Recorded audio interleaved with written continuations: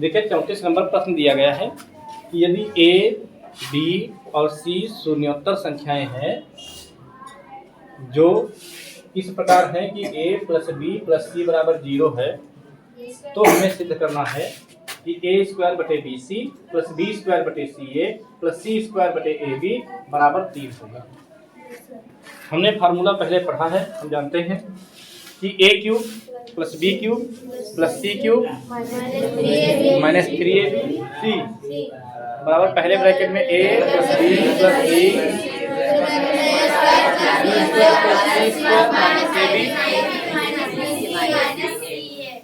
अब देखिए ये चीजें जो हैं, ये फार्मूला हमें पहले से याद है, तो हम क्या करेंगे, लिखेंगे हल में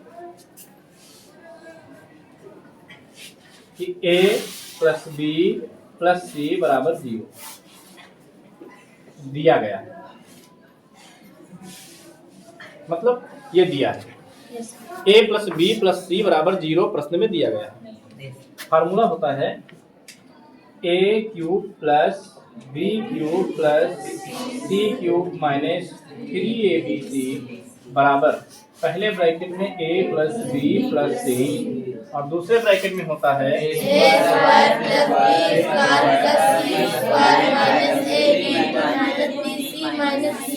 minus A B minus B C minus C A. ये होता है हमारा फार्मूला।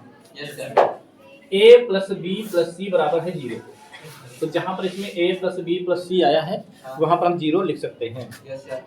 तो हम क्या करेंगे, a cube plus B cube plus C cube minus 3abc बराबर इस a plus B plus C की जगह पे क्या लिखेंगे, 0 गुणे, बीच में गुणे का निशान होता है, a square plus B square plus C square minus A B minus C minus C.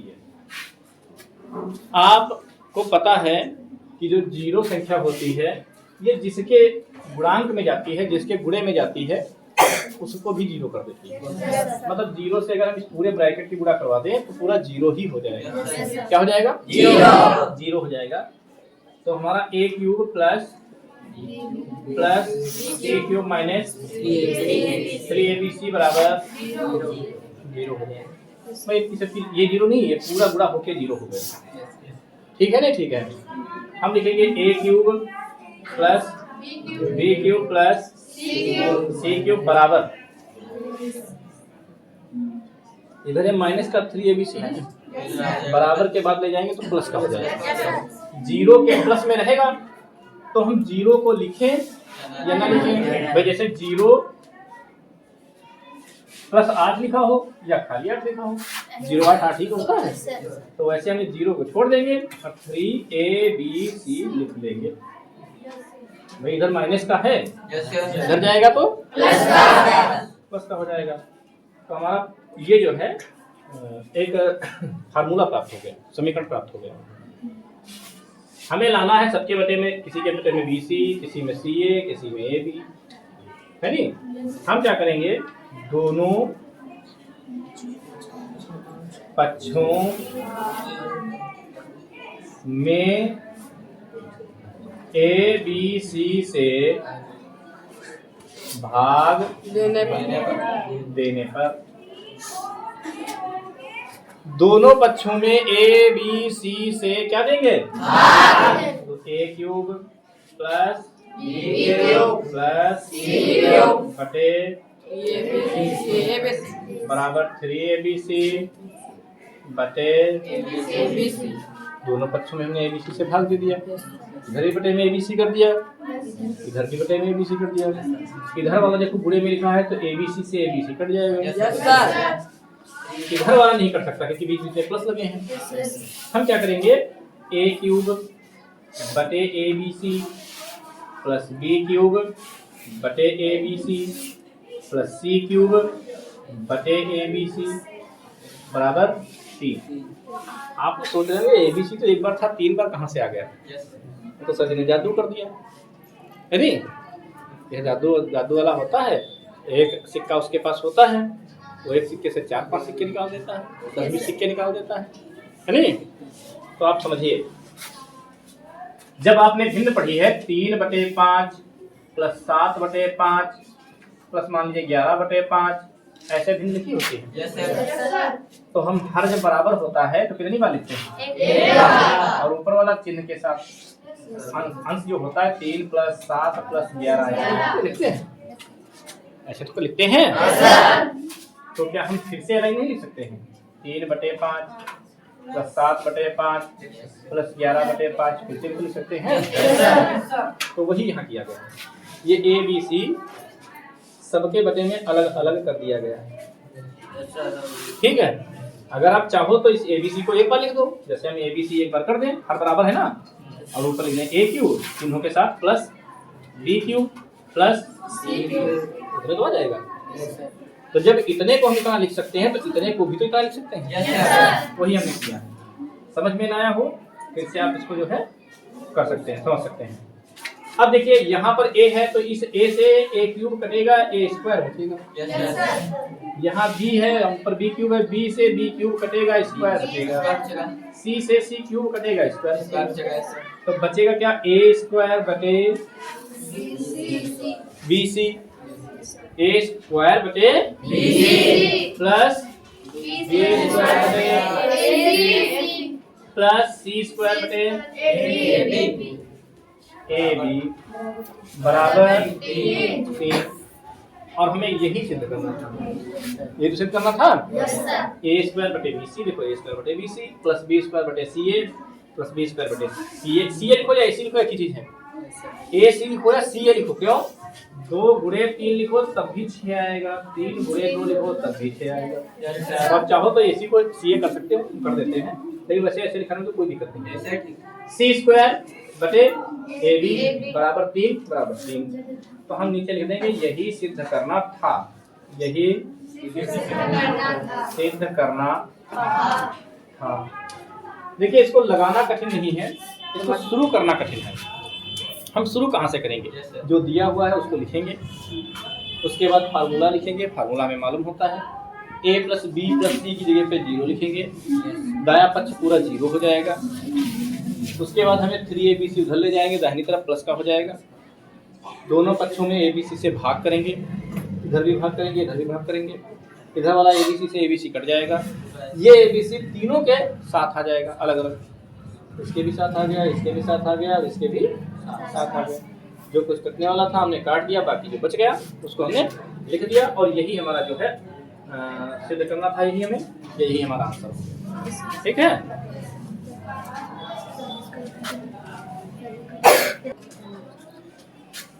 Question number 35 दिया गया है कि व्यंजक 9x square plus Y square plus Z square minus 6xy minus नहीं प्लस 2yz माइनस 6xz के गुणनखंड कीजिए।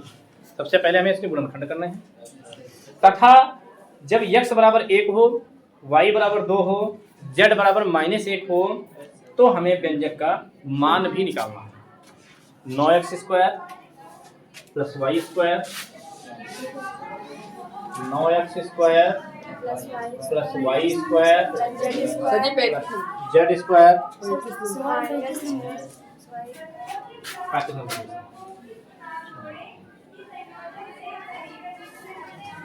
9x square plus Y square plus Z square minus 6xy plus 2yz minus 6xz। देखिए ये क्वेश्चन दिया गया है।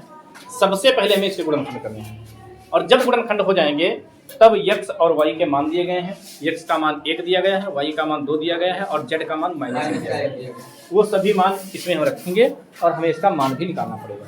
तो गुणनखंड करने के लिए हम जानते हो आप क्या करते हैं, पहले देखेंगे किस रूप का लिखा है। देखो a square plus b square plus c square plus 2ab plus 2bc plus 2ca के रूप का लिखा हुआ है।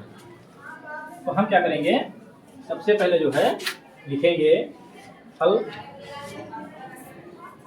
और इसमें लिखेंगे, देखिए 9x स्क्वायर को हम लिख सकते हैं 3x का होल स्क्वायर, y स्क्वायर को लिख सकते हैं y का होल स्क्वायर, प्लस जेड को लिख सकते हैं जेड का होल स्क्वायर प्लस देखो A square plus B square plus C square plus 2ab plus होता है तो प्लस करेंगे 2ab तो 2 लिखेंगे into A 3x into B Y. अब समझिए यहाँ पर हमें लाना है माइनस, यहाँ पर माइनस आना चाहिए तो इनमें से किसी एक को हमें माइनस करना है, लेकिन क्या माइनस करना है, यहाँ माइनस लाना है और बाद में भी माइनस लाना है, ये देखना है आपको। ठीक है, जो चीजें दोनों जगह आई होंगी, जैसे यहाँ पर y है, अगर यहाँ पर y आया होता तो y को माइनस कर देते, दोनों जगह माइनस हो जाता।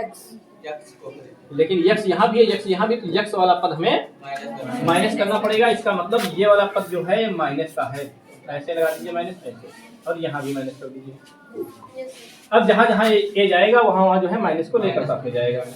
प्लस 2bc, 2 इंटू बी कितना है y इंटू सी कितना है z, प्लस 2ca, 2 इंटू सी कितना है z इंटू ए कितना है माइनस का 3x। समझ पाए हो नहीं? अब आप इसको हल करोगे तो यही बन जाएगा। देखो माइनस का वर्ग करोगे प्लस हो जाएगा, 3 कितना हो जाएगा 9 हो जाएगा, x square plus y square plus z square plus minus minus 2 3 6xy तो 6xy प्लस 2yz तो 2yz plus minus minus 2 3 6zx, कोई तो आ जाएगा। अच्छा, इसके बाद हम क्या करेंगे, इसके बाद भैया हम करेंगे, इसको लिखेंगे फार्मूले के रूप में। ये फार्मूला बना है ए स्क्वायर, आप इधर देख लीजिए, A square plus B square plus C square plus 2ab plus 2bc plus 2ca बराबर क्या होता है, a plus b plus c का होल स्क्वायर। मतलब इधर वाला इधर लिख दिया, उधर वाला इधर कर दिया, कोई समस्या नहीं है। अगर इस तरह से लिखा है तो उसको हम इस तरह से लिख सकते हैं, और अगर इस तरह का लिखा होता है तो इस तरह से लिख सकते हैं। ऐसे तो है, तो हमारा प्रश्न जो है इस रूप में था तो हमने पहले इसको लिख दिया, अब इसको इस रूप में लिखेंगे। तो देखो ए का मतलब क्या है माइनस 3x, क्या है 3x प्लस बी क्या है प्लस सी क्या है z, और इसका क्या करेंगे होल स्क्वायर। ये तो हो गए इसके गुणनखंड, क्या हो गए ये हो गए इसके गुणनखंड। अब क्वेश्चन कह रहा है कि यदि x बराबर 1, y बराबर 2 और z बराबर माइनस का 1 हो, x बराबर कितना हो, x बराबर हो 1, हाँ z बराबर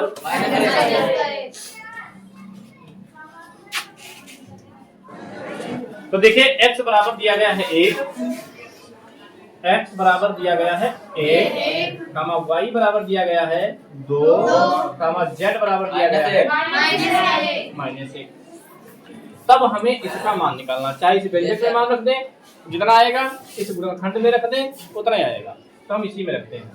ठीक है,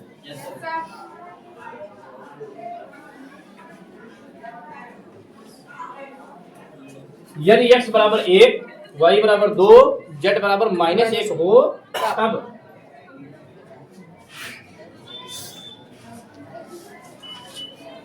-3 गुणे x की जगह पे 1। हमने कई बार बताया है कि जब एक चर और एक अचर लिखा हो, बीच में कोई चिन्ह न लगा हो, तो इसका मतलब होता है गुणे। फिर प्लस y का मान 2 प्लस z का मान -1, अंदर ब्रैकेट आ रहा है छोटा, इसलिए हम ये कर देंगे मझला। ये प्लस ये वाला लगा है और 1 के साथ जो माइनस था वो यहाँ माइनस लगा है। अब हम छोटा ब्रैकेट खोलेंगे, और हाँ इसका स्क्वायर भी लगा है, स्क्वायर भी करेंगे। छोटा वाला ब्रैकेट यहाँ वाला खोलेंगे तो माइनस का 3 करना, प्लस 2 प्लस माइनस 1, इसका कर देंगे स्क्वायर। ये हो जाएगा -3 और -1, माइनस माइनस जुड़ेगा और चिन्ह माइनस, तो माइनस का 3 1 4 और प्लस 2। अच्छा, ये -4 प्लस 2 जुड़ेगा 6 हो जाएगा, हो जाएगा। अरे स्क्वायर लगा है, -4 + 2 जुड़ेगा 6 हो जाएगा। क्यों? बीच में जोड़ का चिन्ह लगा है, क्योंकि दोनों अंकों के चिन्ह देखे जाते हैं। अगर समान चिन्ह है तो जुड़ेगा, चाहे दोनों में माइनस माइनस हो तब भी जुड़ जाएगा, और या फिर दोनों में प्लस प्लस हो तब भी जुड़ेगा। और कभी कभी आप सोच रहे होंगे कि इसमें प्लस नहीं लगा होता है सर जी, यहाँ लगा होता है जोड़ देते हैं, तो उसमें नहीं लगा होता है, इसका मतलब प्लस होता है। लेकिन यहाँ पर माइनस दिखाया गया है कि पहले वाले अंक का माइनस है, बाद वाले अंक का प्लस है, मतलब अलग अलग चिन्ह है, विपरीत चिन्ह है। और विपरीत चिन्ह क्या होते हैं? आपस में घटते हैं। Yes sir. तो 4 से 2 घटेगा 2, 4 से 2 घटेगा -2। अरे बेवकूफों, 4 से 2 घटेगा 2 बचेगा, यस सर। 4 से 2 घटेगा 2 बचेगा। चिन्ह किसका रहेगा? बड़ी संख्या का। और बड़ी संख्या क्या है? 4, और 4 का चिन्ह क्या है? तो माइनस लगा देंगे। समझ पाए हो? या फिर अगर हम पूछें कि 2 से 4 घटेगा, 2 से 4 घटेगा, तब माइनस का 2 बचेगा। 2 से अगर 4 घटाओगे, जैसे आपके बैंक में 4000 रुपए जमा है और आप वहां से 6000 निकाल लो, तो मतलब 2000 बैंक ने आपको कर्ज दे दिया, मतलब आप माइनस के 2000 खाते में आपके हो गए, है नहीं? और जब 6000 जमा हो 4000 निकाल लो, तो आपके प्लस के 2 बचे ही हैं। 6000 बैंक में है, 4000 निकाल लो तो आपके प्लस के 2000 बचे हैं। और जब 6000 हो और 8000 निकाल लो तो 2000 माइनस, मतलब कम से ज्यादा निकालोगे तब माइनस रहेगा। हमने आपसे पूछा था 4 से 2 घटेगा, तो आपको 2 बोलना चाहिए। और जब पूछेंगे 2 से 4 घटेगा तब माइनस का 2 बचेगा, और इसका वर्ग लगा हुआ है। अच्छा, -2 का वर्ग का मतलब है कि -2 को -2 से गुणा करवाइए। माइनस को माइनस से करवाओगे, प्लस 2 को 2 से करवाओगे 4, प्लस लगाओ ना लगाओ, केवल 4 लिख दो। ये आपका एक तो उत्तर ये हो गया, और दूसरा उत्तर गुणनखंड कहता था, गुणनखंड ये हो गया, और मान निकालने को कहता था मान। समझ पाए हैं आप? अच्छा।